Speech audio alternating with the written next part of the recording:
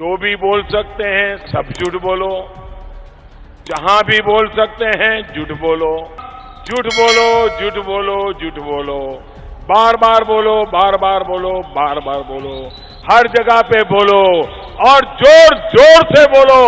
अमित शाह ने संसद में खड़े होकर झूठ बोला कि हमने अपने लोगों को यूक्रेन से निकालने के लिए 72 घंटे के लिए रूस और यूक्रेन का युद्ध रुकवा दिया था।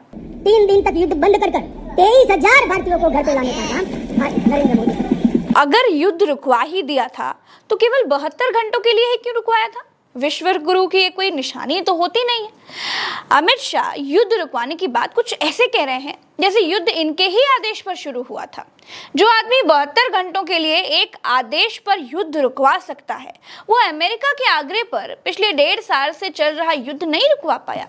अरे दुनिया का दादा बनने का अच्छा मौका था, अपनी ताकत दुनिया को दिखाने का अच्छा मौका था, लेकिन दुनिया भारत की संसद नहीं है जहां गपबाजियों पर खूब तालियां पीटी जाती हो। युद्ध रुकवाने का सच जानना चाहते हैं तो विदेश मंत्रालय के प्रवक्ता अरिंदम बागची को आज आपको सुनना ही चाहिए। Extrapolating that to say that somebody is holding a bombing or that this is somewhere we are coordinating that, I think is absolutely inaccurate. I don't think if I could be more facetious, then it will extrapolate itself. So we would then order a resumption of bombing. I think that's really getting a bit much ahead of ourselves. I look, it's a media story out of somewhere. Whether the war was stopped, not stopped, who stopped it, I'm not getting into that. सुना आपने? अरिंदम बागची पहले ही ये बिल्कुल clear कर चुके हैं कि 2 देशों का युद्ध रुकवाने जैसी बातें बिल्कुल मजाक है।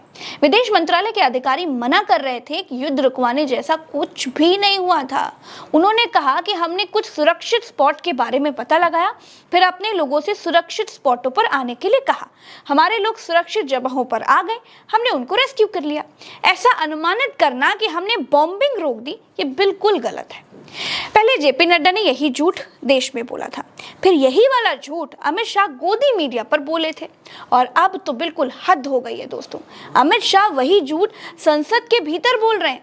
सभापति जी रूस या यूक्रेन में से किसी शहर के निवासी होते तो शायद उनको मालूम होता कि युद्ध रुका था या फिर नहीं था। इसलिए संसद में बैठकर युद्ध रुकवाने जैसे झूठ पर नथिंग गोज ऑन रिकॉर्ड भी नहीं बोल सकते। दोस्तों, संसद ना हो गई, पान की दुकान हो गई।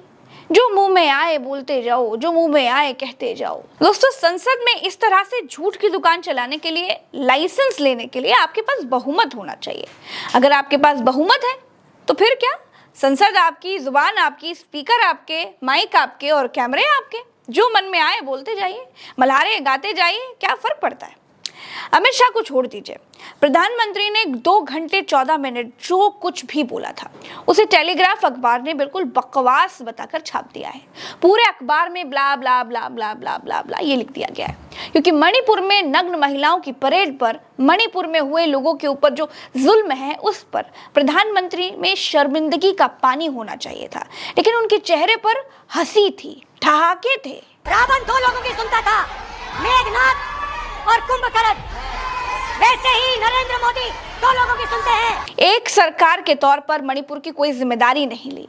डबल इंजन क्यों फेल हुआ ये बिल्कुल नहीं बताया, बल्कि प्रधानमंत्री इधर उधर की बातें झोंकते हुए झूठ बोल गए कि सिक्किम में आईआईएमसी उन्होंने खुलवाया, बल्कि सिक्किम में आईआईएमसी 2011 में खुल चुका था। दोस्तों, भारतीय जनता पार्टी के नेताओं को रैली के मंच से दिए गए भाषण और संसद में दी गई स्पीच में कोई अंतर नहीं समझ में आ रहा है, या फिर यह भी हो सकता है कि उनके भाषण लिखने वालों को समझ ही नहीं आ रहा है कि संसद में बोली जाने वाली स्पीच में झूठ की मात्रा कितनी रखनी है और रैली में बोले जाने वाले भाषण में झूठ की मात्रा कितनी रखनी है। खैर, इसीलिए सरकार से डबल रिक्वेस्ट है कि अब रैली वाले भाषण के लिए झूठ लिखने वाला लेखक अलग रखना चाहिए और संसद का भाषण लिखने वाला अलग रखना चाहिए। दोस्तों, आज के लिए तो इस वीडियो में इतना ही। चलते हैं। राम राम, दुआ सलाम, जय हिंद। दोस्तों, मेरे साथ जुड़ना चाहते हैं तो ट्विटर पर ज़रूर फॉलो कीजिएगा। मेरी आवाज़ में अपनी आवाज़ मिलाना चाहते हैं, सच की आवाज़ को और बुलंद करना चाहते हैं तो @प्रज्ञा लाइव नाम से खोज कर मुझे तुरंत ट्विटर पर फॉलो कर लीजिए। चैनल को सब्सक्राइब कीजिए और अगर फेसबुक पर देख रहे हैं तो पेज को फॉलो करना ना भूलें।